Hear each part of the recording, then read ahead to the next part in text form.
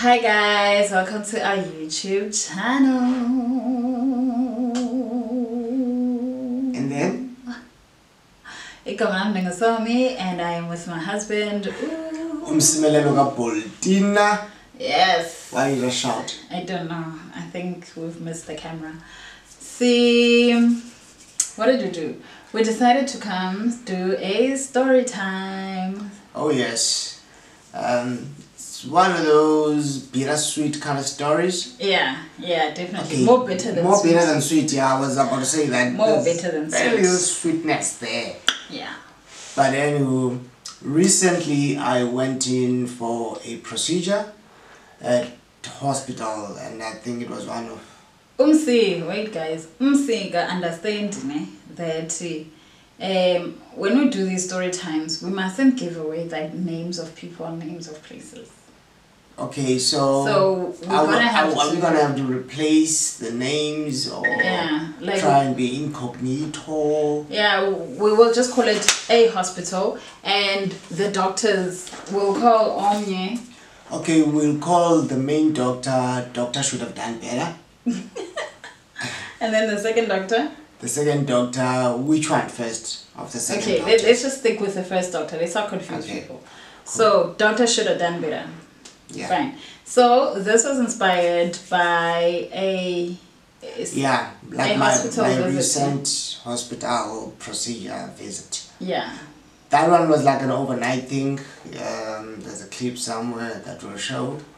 So I didn't really get to stay over, but being in that hospital kind of took us back.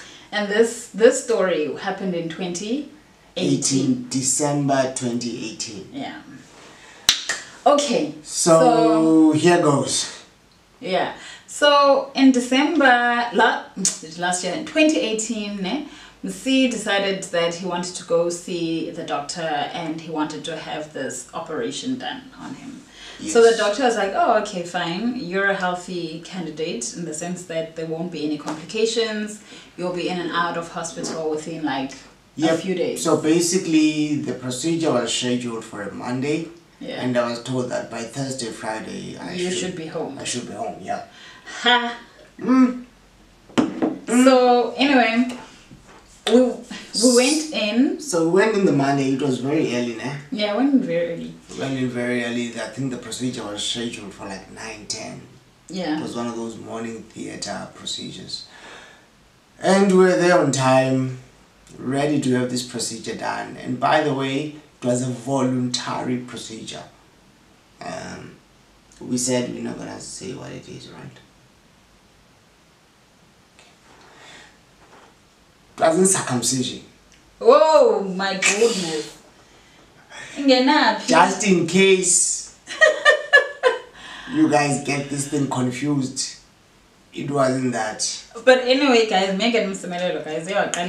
so we went into hospital and then Umsimelelo went into theatre and then I saw him after he came out of theatre. And immediately after theatre, I think you were discharged into the general ward. I went straight into the general ward for observations that need to be observed for the next few days before I can then be discharged. So when I went to go see him, I was obviously excited. Okay, procedure is done, he's out of theatre, we can just start talking about our December plans. Yeah, okay. Basically the procedure went well. That's what we thought. Yeah. So then, honestly, I think it was after that. It was that night when you were like, "Nah, you're not feeling great." Yeah. Firstly, I was battling to eat. Yeah. And I had a lot of discomfort around the tummy area. Yeah. So I sort of started getting weak as well. But I didn't think much of it that first night. And neither did anybody else. Yeah. And everyone was like, no, you'll get better. It's probably just the side effects of what you've just been through. Yeah. So, following day, this thing is not subsiding.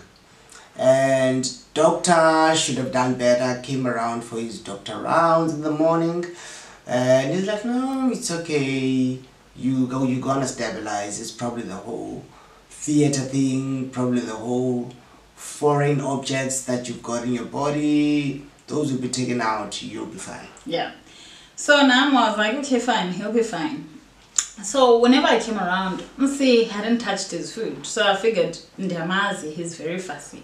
So maybe he doesn't want the hospital food. So I'd be like, okay, do you want me to bring you anything? And then I'd bring him something, and then he wouldn't be able to finish it or even eat it. In fact, I would want something. I would know exactly what I want, because I remember, I think it was Nando's chicken livers that I wanted the one time. Yeah. And you brought them, and I was like, Nando's chicken livers. Went in for the first bite, and then I was like, I can't get this in. Yeah, and then I think we resorted then to jelly and, things that are more liquid. On a soft diet. Yeah, it was called a soft diet. Ne? Yeah. So still, that wasn't working. Now this, remember we came in on a Monday. So let's fast forward. Like around Friday. Yeah. When I realized that this thing is not getting any better. Yeah. So doctor should have done better, must just come already so that I can explain to him that, I'm not feeling good. There are certain bodily functions that are not even happening. Yeah. Instead, I'm vomiting. Whatever it is that I eat comes out. Yeah. So I think they gave him a call because apparently he wasn't in that Friday. Yeah. And wasn't going to be in the weekend as well. He was only going to be in the Monday. Yeah. So I asked them to give him a call, and again, the same response you've got. No, you'll be okay. But in my head, I'm thinking I should have been discharged already. Yeah, why are things regressing? Why are things regressing? Why are they getting worse? Yeah. And doctor should have done better, must just come already and sort me out. So then on Saturday, the other doctor that was doing rounds, the doctor on call was doing rounds. Let's call him Dr. Solution Orientated. Yeah, Dr. Solution. So what did Dr. Solution say? So Dr. Solution observes me, looks at my chart, listens to what I have to say, and immediately he says, we need to take you to theatre. Something's wrong here. Yeah, something's wrong. We need to take you to theatre. But I'm going to give your doctor should have done better. I'm going to give him a call and find out what he thinks, but I think you should be rushed to theatre. Yeah. So he comes back about an hour or so later and tells me that, look, your doctor says, it's okay. Let's wait it out. Let's wait it out. Let me just prescribe these meds for you. The meds should take care of whatever the problem is. And you should be better by the time he comes back on Monday. And then on Monday, obviously the whole weekend Msi was not okay. I was stressing. Not okay. I think it got to a point where I was even vomiting stuff that I wasn't even sure what it was because I wasn't eating. Yeah. I wasn't eating, and I would try to get some liquids in, but whatever it is that I would drink would just come out. Yeah. But you still were continuing to feel nauseous and vomiting. And I think my irritation started sinking in there because you'd feel that even the nurses were starting to get a bit impatient. Yeah. But I was not okay, and I could feel I was not okay. And I think that just goes to show that really sometimes even medical personnel sometimes get impatient with patients. And to them, it's like, are you just doing this thing on purpose? Like, who wants to be in hospital longer? Like, I don't understand. And this is no ways us trying to bash medical personnel. We're just talking about our experience and how... The nurses were a bit blasé for my liking. It was all like, no, just wait it out. The meds are going to take care of it. You're feeling nauseous, we'll give you something for nausea. Yeah, and no one was getting to the root of this thing. Yes. Instead, they were just trying to give you this and give you that and give you this and give I'm you like, that. The whole point of having chosen this procedure that I wanted to have done was for it to make my life better. And now I'm sitting here feeling like, no, it's not getting better. It's actually getting worse. It's getting worse. Yeah. So then on Monday, Dr. Should Have Done Better came in. And again, he's a very chilled surgeon. He's a very blasé person. So he was actually just doing his normal rounds. It's not like he came in rushed to come see me. No. Not that I wanted any special attention, but hey, I wasn't feeling okay. Yeah. So he came through, and then what happened? He came through, and the moment he looked at the chart, saw me, and I think the vomiting actually happened in front of him. Yeah. Because I think I was trying to express myself, and at that time even my voice had gone. I was a mess. Hey guys, from what I had imagined, what would happen, like I said, this was it November? It was November. November, close to December. We were supposed to be in and out and continue without December, and by that time we had already said that we are hosting Christmas. Christmas, yes. So everyone in our family was gonna come over for Christmas. So we had all these plans, and we're like, Gaibo, why are we stuck in hospital 5 days later? So he came through, and then he rushed you to... The moment he saw me, he's like, okay, we need to prep you for theater. Yeah. And I wasn't around during that time. Yeah, it was early in the morning. And I remember, I think I texted you or I sent you a voice note or something, like, babes, I'm headed for theater. Something is obviously wrong. Yeah. And then you went in. And then I went in. Fast forward, Msi came out of theater and he was transferred to high care. So I went to go see him after the procedure, and obviously... Oh, by the way, the procedure they did is called what? Laparoscopy. So that's basically when they make a small incision in your tummy, put a camera in to try and investigate what's wrong. Yeah. So basically they had no idea what was wrong with me and needed to investigate. And when I came out of that op, I had like this huge bandage running down my tummy. Yeah, they had opened him wide, cut him wide open. And yeah, that's just one of the things that they did. It's only after... I'm still mad about it. Yes, of course. I know, guys. So the doctor called me and he asked if I'm around at the hospital. I was like, yes. And he's saying, can you come to our rooms? I just want to talk to you about what procedure was done and how it went. So I obviously went to the rooms, and he explained to me that if Msi wasn't rushed to theatre, when they rushed him to theatre, we would have been talking about a totally different story. So with Msi not being able to eat and all of these things that were happening and him throwing up, it turns out there was something terribly wrong. So just to fast forward, I don't want to go into the details so much.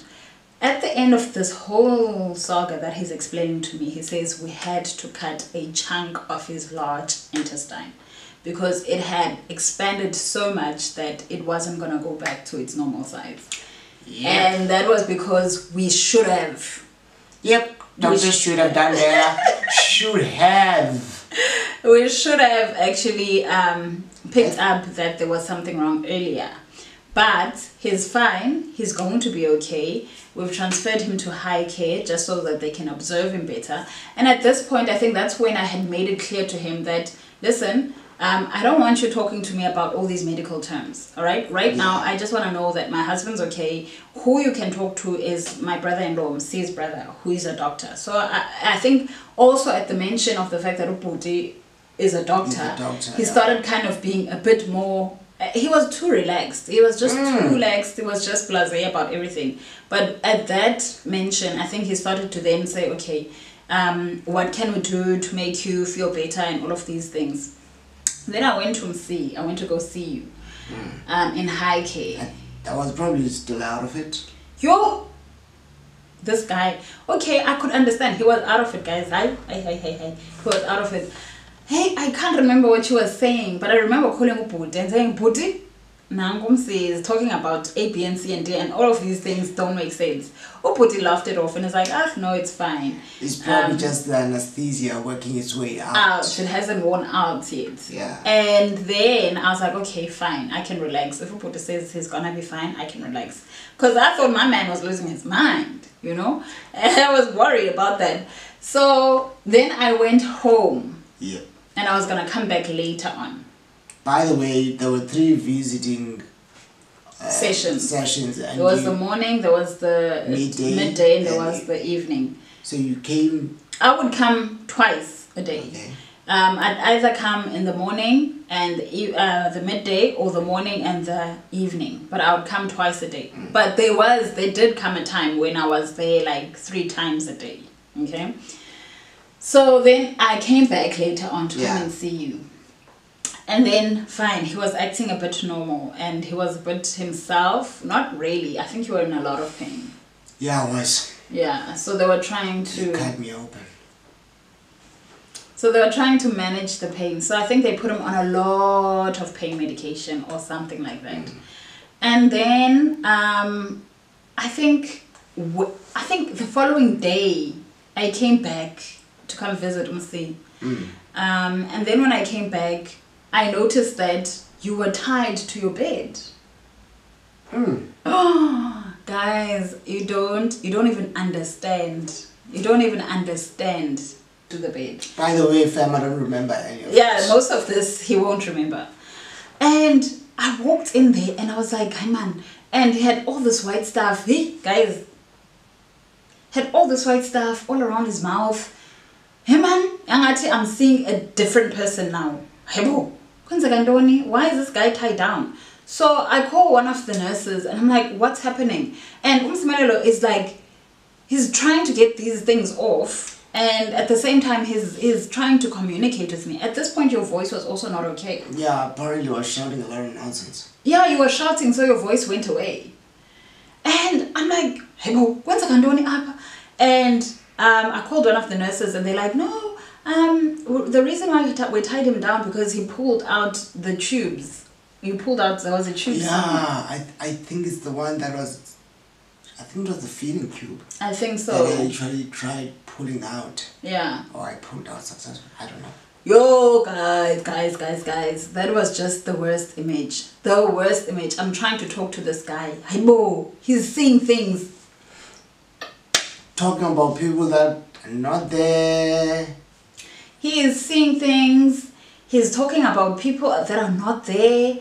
That was so scary. For me, that was terrifying. So I'm like, should I stick around for this hour? Or should I just leave now? I tried calling Uputi, but at the same time, I'm like, no man, I don't know when's I'm going up. So when I left the hospital, I called Uputi, and at this point I'm holding my tears because I'm thinking, that was frightening. That was terrifying. I don't know what is happening. Yeah, and the nurses are very calm, but they're not really telling me anything either. All they are saying is that, no, he was shouting at us the whole night, blah, blah, blah, blah, blah, blah. Hey, guys, it was terrible. Fine, I call Uputi, I tell Uputi. And Uputi is like, okay, maybe he just needs to see more familiar faces. Yeah. The environment is foreign, he's probably not sleeping properly and all of those things. So I made it a point, this is when I started seeing him like 3 times a day. So I made it a point that I'm going to go see him at the hospital 3 times a day. Yeah, bo? So that at least he sees this familiar face. Seeing your face. Yeah. So, guys, again, it got so traumatic in It got so traumatic that I wouldn't even take the lift. I wouldn't use the lift because I wanted to take longer to get to the room, to the high care. Was that you now doing that? Like praying and hoping that when I see him, I'm not gonna see the image that I saw the day before. And then I'd walk into the ward, and I think this time around I walked in and you were tied. One arm was tied down and the other wasn't tied down. Yes, Anna, but still, man. Man. At what point? I know that there was a point where I was shouting at you. I think that happened. If it didn't happen on the day that I'm talking about, I think it happened the following day. But I think I even told you to go home. This guy, guys. I think I even asked for a divorce. This guy, he was like just relentless. If I'm phoning now, I must say so, and then I must. When you said you're gonna move back home, I must keep the house. Cars. Hey. I remember this from being told, by the way, but I have absolutely no recollection. And I'm like, I just want to cry. I just want to stand here next to him and just cry at the top of my lungs because I don't understand what's happening. Anyway, as he was talking about these crazy things of us getting a divorce and all of that, in my mind I'm thinking, okay, this is not him. But I'm worried. What if this is like a permanent thing? hey, this guy is talking about a divorce. This guy is talking about you can keep the house, you can keep the cars. Yeah, now he's gonna move back home. Don't. And then like athethe ngomntu like ubani lo lapha emva kwam, and I'm like, there's no one behind you. There's a wall behind you. What are you talking about? Oh. And I think I remember this part. I think I would make reference to Utumelo, or make reference to my you'd refer to as Baziyo, but they weren't there next to me, and I could see them. In my mind, I was like, did they come visit when I wasn't here? And for me, it was far-fetched because I know they wouldn't just rock up abantu. Yes. They'd always ask, hey, is Msi able to see people before they go there? And because I was in high care, people weren't allowed to come visit. So I then called Uput and I was like, no, this is, for me, I'm losing my mind now. I'm going crazy, I'm losing my mind. And I would come home. During that period, I was at home most of the time with my parents. Because my mom was like, and my mother-in-law were like, it's not good for you to be home alone during this time. Just be around family and don't be by yourself. But then they were, because when I was around my parents, I kind of had to be brave and strong and all of these things. So there were days where I feel like breaking down. So I'd drive home and I'd get here and I wouldn't even go to the bedroom. I'd just sit there on the couch and just cry and then fall asleep and then know that, okay, till I'm going to get up and go see him and hope for the better. And I just never came. But it did come. It did come. But before it came, I remember fighting with the staff at the hospital. And guys, the hospital staff... Was I still in high care? You were still in high care. Okay. Because at that point, when Uput mentioned the thing of seeing a familiar face, there was so many things going through my mind. Firstly, when I got there, I felt like this guy's not being taken care of. I just felt like, unlike other patients that are able to get off the bed and go to the loo and do other things, I knew that Msi wasn't going to be able to do that. And I was like asking them questions like, how often are you giving him pressure care? Like, how often are you relieving the pressure? Because this guy's been lying in the same position.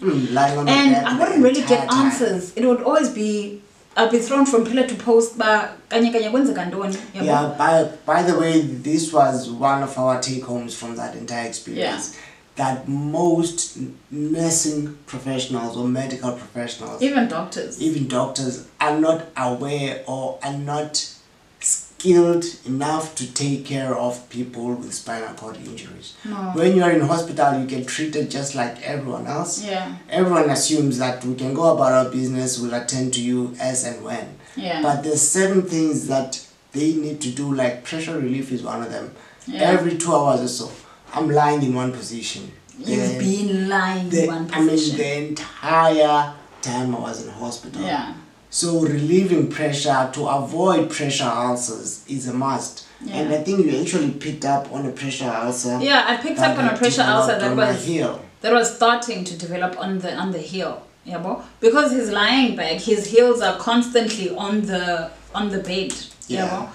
Anyway, so I started feeling like, no, if these people can't do the job of taking care of him, I'm gonna stick around. I'm not gonna leave.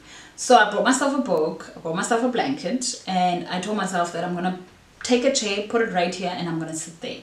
And I'm gonna just sit right through. Just sit right through. I know a part of me was do these things or do them yourself. Yeah, and I think a big part of me was very emotional, and I was coming from an emotional point, but also a big part of me was coming from a point of these people don't understand. They've got no cooking clue whatsoever. And then I remember one of the nurses that I still don't like her to this day. She came to me. She just had an attitude. We call her nurse attitude. She doesn't feature much. So this is the one I time. think she could, like Nana were just not clicking. So whenever I was around, other people would attend to you. So she came and she was like, in fact, before she came to me, as I'm sitting there and visiting hours, by the way, I did speak to the doctor. I did speak to the doctor and say, listen, can I get permission to go and sit next to him, make sure everything is done? Because firstly, I don't know if he's getting pressure care.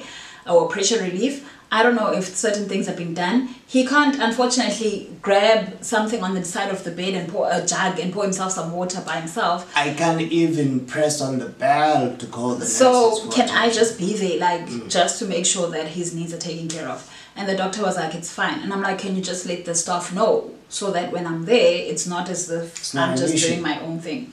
So I hear them talking, Africans, ne? Obviously, so they're talking about why is she still around, and then and she asks me, why haven't I left? The visiting hours are over. I'm like, no, I'm not leaving. You can ask the doctor. I spoke to him, I got permission, I'm not leaving, I'm here to stay, and I'm just here to make sure that he's comfortable. And then I'm sorry to cut you off, love. Yeah, but I'm thinking, what was the issue with you being there? So this is what they said. She was like, yeah, no, you can sit outside, just outside the high care ward, and then you can come in for like 2 minutes and then go sit outside again, come in. So I was like, because they're not able to do their work properly. So I was like, how are they not able to do their work? So mine is, who's doing the pressure relief, Ebo? And they're like, no, we're gonna get someone to come and do it. And we've ordered a new, what is it? A new air bed, pressure mattress, something like that. We've ordered that so that your husband can be more comfortable. I'm like, when is it gonna arrive? And they're like, no, it'll be here soon. Okay, fine. And what have you been doing? Yo, that hospital drove me nuts. And then I kind of thought, okay, let me, I stayed though. I stayed because I need to prove my point also. I stayed. By the way, fam, we're talking about a private hospital here. Yeah. I stayed and I made sure that I made him comfortable. And at this point, the doctor came through. The second doctor, the doctor that was on call that weekend, because it was another weekend. So the doctor that was on call that weekend came through, and I said to him, man, look, my husband doesn't behave like this. He's behaving in a way that I don't understand. I don't understand half the things he's talking about. He's seeing people that aren't here. He's talking about people that didn't even come and visit him. What's happening? So he's like, they're very dismissive. Guys, don't go into these professions if you don't really care. Yeah. If Aunakatalo, do not become a nurse, a doctor, a caregiver. Please, man. You're making life difficult. So this doctor says, yeah, he dismisses me like, no, it's normal for someone who's in ICU. I'm like, but explain, how is it normal? Like, I've never seen this before. I'm like, it's normal for you. Yeah, but how is this normal? Okay. So I went to the car and I actually Googled ICU psychosis, and it is a real thing. But I think I would have been better if I had been prepared, or if the other doctor could have said something. Instead, all the other doctor, what's his name? Doctor should have done better. What doctor should have done better? All he said is like, no, it's the meds. They still need to get out of his system. He'll be fine. So my instruction to the staff is that please don't give him anything. Any sleeping medicine. Don't give him anything. In fact, the only thing that I said they can give you is sleeping tablets, because my worry was that you're not sleeping properly. So I said, don't give him anything, just give him sleeping tablets so that he can get some rest, so that in the morning his brain is a bit more relaxed and functioning. So that was the worst nightmare for him now. Okay, so doctor should have done better, came back the Monday, and then... Oh, by the way, how long have I been in hospital now? Remember you were admitted, and then you had your first op, and you were supposed to come out the Thursday, but you stayed right up until the Monday for the second op. Then go with this whole week of you going off the walls and off the charts, and then the Monday week. Yeah, that's the second week. Yeah. The Monday, your doctor should have done better, comes in, and then you were actually starting to be a bit normal. All right. You were able to have conversation. You were still on the soft diet. You were able to eat certain things, and you were starting to look okay. But guys, especially it's just. I actually think I lost quite a lot of weight. You lost a lot of weight. You looked very sickly, baby. You looked very, very sickly. You were scruffy. You were just a mess. You were a mess. And I remember again, we got excited because we thought, okay, surely you're gonna get discharged. Doctor should have done better. Comes and says, unfortunately, your husband's gonna have to be put in isolation. Now that's the 3rd week, guys. Apparently, I picked up some hospital virus that I now needed to be isolated. Yeah. So they moved him, but within high care, but they moved him into an isolation room where it was just him. And and everyone that needed to go to see me had to wear that pretty much apron, that plastic apron, gloves, a hat. COVID suit that we now know as the COVID suit. People needed to cover themselves up to come see me. Yeah. And there's just something I wanted to add there. Okay. It's gone? It's gone. So then he got moved to that ward. Now there it was just the worst, man. There I think Msi was recovering. And because he had his own like sort of private room now, I was able to take care of him properly. Like and also grooming. To be able to be in there for longer without interruptions. Yeah, and without being chased out, you know. But guys, it was so horrific being in that place. Being in high care was horrific on its own. I think there was a day where you could see that staff were running up and down. Someone was literally dying. Yeah, and I actually learned that someone had passed on. Yeah. Actually, 2 people passed on while I was there. Sure. So guys, it was it's traumatic. just not a good environment. It's not. It's not. And yeah, my experiences with some of the nurses was just the worst. Ooh, chimney. Tell them about Nurse Chimney. Nurse Chimney. There was this one, old, very old. You can tell she was pretty much nearing retirement. She would come into my space, reeking of smoke.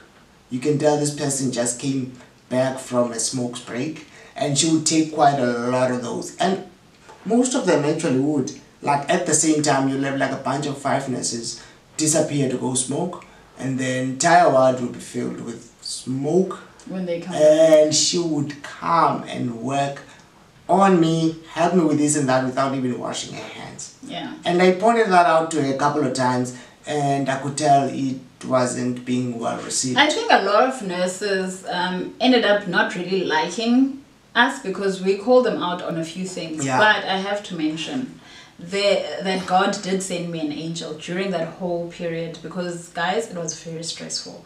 God sent me an angel. There was this one particular nurse, and we're still friends even to this day. Hello, Sister Cindy. I hope she watches, Sister Cindy. So I remember this one time, I was close to tears, man. Like the whole time, I was always holding back tears, always. But in front of him, I tried not to cry because I was like, no, I don't want him to see me cry. Not when he needs me to be strong. And I remember this one time, when I came to you, Sister Cindy was busy with you, whatever. You guys had closed the curtain. So I peeked through the curtain, like, can I come through? And she's like, yeah. And I just greeted, in my mind, dismissile. So I just greeted back, good morning. All nurses were in one box as far as you were concerned. Yeah, no. And then I just greeted back, good morning, and then I continued speaking to him. And then, I don't know what she was saying. I think you guys were cracking jokes. Yeah. Because at that time you were yourself, and I kind of joined in the conversation, but something happened and she gave me a hug. I can't remember what happened, but she gave me a hug. Oh my God. You know that hug when you've been holding back tears your whole life and then someone hugs you and then you are just a well of tears.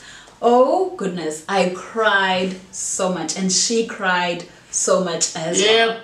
It was a tear fest. Oh my goodness, but it was such a relief. It felt so good. It was a release of so many emotions. And I knew that if she's there, I knew that you were taken care of. Yeah. Like that's why I'm saying God sent me an angel, because I knew that if she's on duty, I can sleep peacefully knowing that you're taken care of.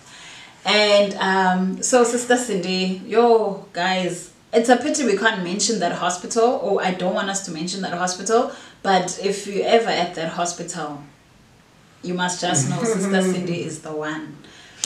So then in high care, Msi then became better. When he was isolated, he became better. And I think at this point, there was just a whole lot of those small experiences that would remind you that you are in hospital. That you weren't at home. Yeah. Like things like grooming and so I decided, I asked them, in fact, I was like, you know what, when it comes to his grooming, his bathing and all of these things, please just don't do it. I'll do it myself, you know. Because also, I know Msi would complain about things like maybe what are they called? Are they porters? The people that come to give you a bath in the morning? Yeah. Two of them would come and then they'd just have their own conversation above you. Like you'd be lying there and then they'd be having their own conversation. They'll come in on their conversations, they'll continue talking over you. They haven't even greeted. They don't greet, they don't even ask what you need to have done. They just go about their business doing whatever they do. It would piss me off so much. And I found myself calling some of them out on it. Yeah. I remember this one time, going back to Nest Chimney, how I woke up so hungry and I was like, can I have something to eat? I haven't eaten supper. I couldn't. I think you brought me supper and I just couldn't have any of it. Okay, so Nest Chimney went and ordered the food for me. So it was a sandwich, cheese sandwich. So the cheese sandwich and the tea came. But Nest Chimney had gone on a smoke break. Comes back straight from the smoke break. One, that tea is probably cold by now. Yeah. And I would soon learn that it was. And the bread was just sitting there, not covered. So you can just imagine bread that's been sitting there for like 30 minutes. So she comes in, doesn't wash her hands, grabs my sandwich, brings it to me, and starts helping me eat. And all I could smell was the smoke on her hands. But I'm starving, so I take the first bite. And then she goes and gets my tea, tries helping me with tea, and the tea is cold. I was like, no, F this. I'm not having any of this. And I told her that I'm not gonna have the food. One, you reek of smoke. And two, the tea is cold. And this bread is borderline hard and scaly. So it's good. I'm not gonna have any of it. So I kind of talked her out. Yeah. And she got out of the room. She didn't look happy. And unfortunately they had to come back a bit later for my night bath. And even that was a nightmarish experience, because now you're dealing with this nurse that has an attitude. He's not talking to you, so she's just going about her business as if you are an object that they can just toss and turn and deal with, and they're just done with you. And later on I remember asking for sleeping tablets. No, I asked for pain tablets. And yeah, she brings these tablets and she didn't bring water, ne? She didn't bring water. So I'm like, water please. Like, no, these work faster actually if you put them under your tongue. I'm like, I don't think that's the deal with all tablets. I think there are tablets you can put under your tongue. And normally they are made not to be as bitter. That was the bitter rest. I'm not sure if that's an actual word. Not quite. That was the bitterest pill I had ever put under my tongue. And it wasn't dissolving because it wasn't meant for that. Yeah. I was so irritated. I actually spit that out. And yeah. I remember also just in closing now, not that we are picking on nurses, guys, because Sister Cindy was a shining star. Look, there are nurses there were actually more nurses that were nicer there as well that I would interact with. Yeah. But there were some that were just the pits and do not belong in that profession. Yeah, some of the pits. I remember this one, but I ended up liking her. It's just that I thought, no babes, like So when you caught the hospital bug, ne? Yes. And I think I remember the nurse you're talking about. Yeah, so I asked her, before I spoke to the doctor, I asked her about, hey, where's my husband? He was here. And like, no, we had to move him and got a hospital bag. You know, most for people like him, I'm like, I am a baby, but let me tell my own story. Okay, sorry. So she's like, you know, most of people like him, that they catch these things easy. So I'm like, what do you mean for people like him? So basically, what we can get from that is that the nurse was colored. Continue with the accent. I'm like, people like him with the burns and stuff like that. I'm like, the burns are healed. They are. How is he gonna catch? These are 1990 burns. These are not open scars. How's he gonna catch anything with those burns? How's he gonna catch a hospital infection with? These are scars at this point. They're not. But healed, you know what? Scars, no heart. Yo, that's when I was like, we need to get out of here. We need to go. And I'm like, are you talking about the scars? You're like, yeah, you know, almost with that, you know, almost. I'm like, okay, thanks. Yeah. But anyway, so that was just some of the things that we encountered at that hospital. I think when you moved, you know, from high care to a general ward. Yeah, when I was being ready to go home. Hello, baby. Come, I just woke up. Boy. Good boy.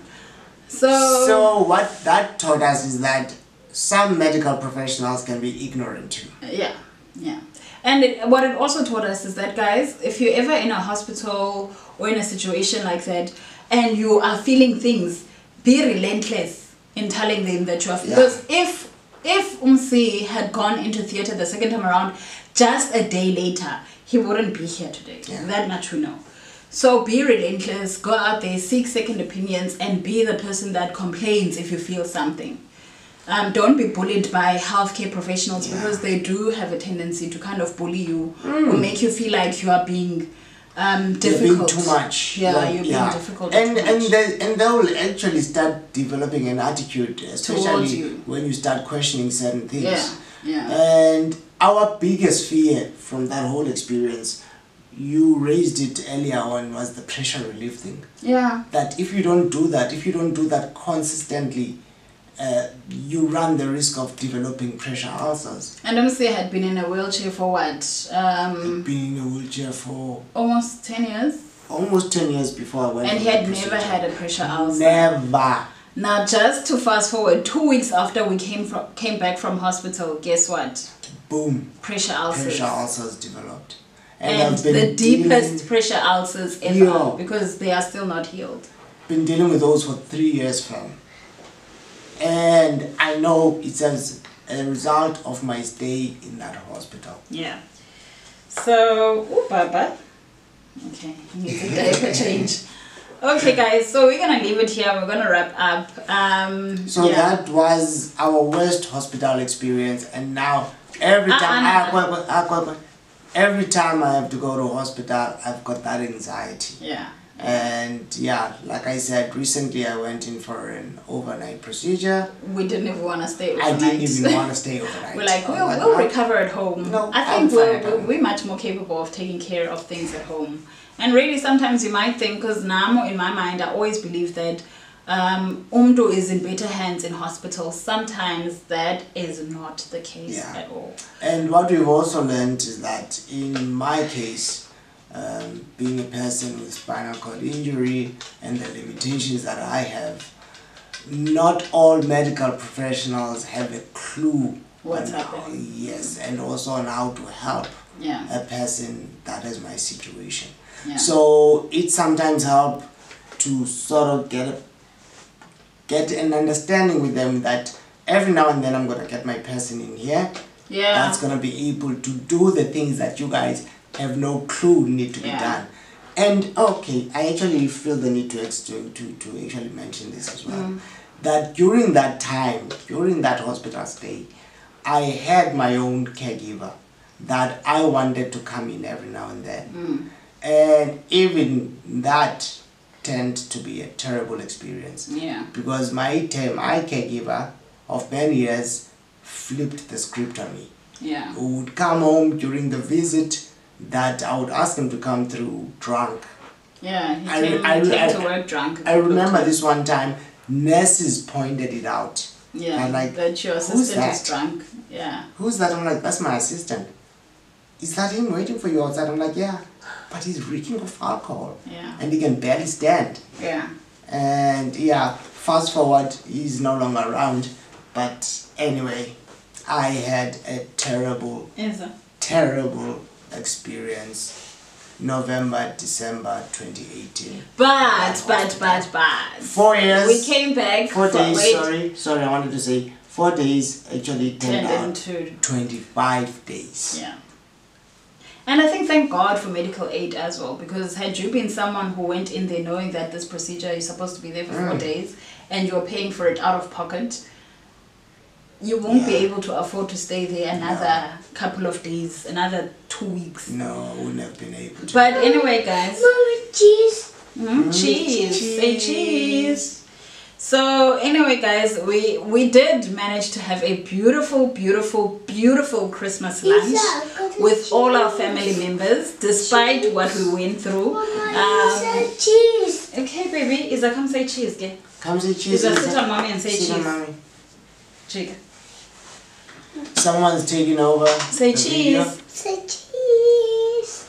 So guys, we're gonna leave it there for today. We hope you guys enjoyed the story time, and please comment down below some of your own experiences, good or bad, in hospital. And I'm sure that with some medical professionals, they'll be able to kind of pick up on certain things that maybe they can change or do better. Yeah, by the way, guys, this was not a bashing session. It was our experience. It was our experience. That's what we experienced, that's what we went through, and it sounds very negative, but it is our experience, and it was a terrible experience. Oh yeah, there's just one thing that I forgot. Babe, we need to end. Okay, we're gonna end. Maybe there's gonna be a medical professional out there that's gonna be watching this video that can also share this with other medical professionals. That when someone is in a wheelchair, when someone has a disability, it does not mean that their mental faculties are not there. Goodness, you're gonna get us started again. Stop talking to people. Through whoever is there with them. Because that's what they'll do. They'll even when I'm standing by Msi's bedside, they'll talk to, like, for his care. They talk to me. They talk to him through me. Ma'am, do you think he's hungry? I'm like, it's right there. You can ask him. I've been here. We've been talking. I don't know what his stomach feels.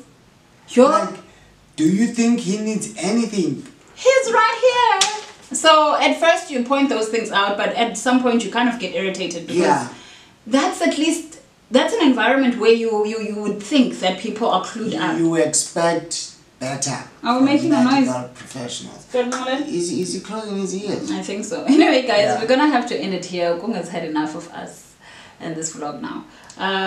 Family. We'll see you guys later. We hope you like, comment, and subscribe. Yeah, we hope and guys, we've seen take something away from what we've shared. I just want to quickly mention, baby, we've seen some of your comments about not being able to download our videos. I know some people want to download and watch later. We're not sure if those are settings on our side or what's happening, but we will try and figure it out if it's something that... Just do it. So yeah, fam, enough with the doom and gloom of our experience in 2018. I've just launched on my socials, please check this out. I've just launched an insert of Msi Talks. So I look forward to sharing more of what goes on in here with the rest of your family and interacting with you on various subject matters that I'll be tackling. So it's not just going to be about disability, it's going to be about life. So I look forward to interacting with you, fam. Check out my fan page on Facebook, Msi Boltina. And yeah, let's grow the circle, let's make this thing big. So guess I'm signing out with Kunge today. Let's sign out, boy. Let's sign out. Kunge and Daddy signing out. Signing out. Bye. Bye.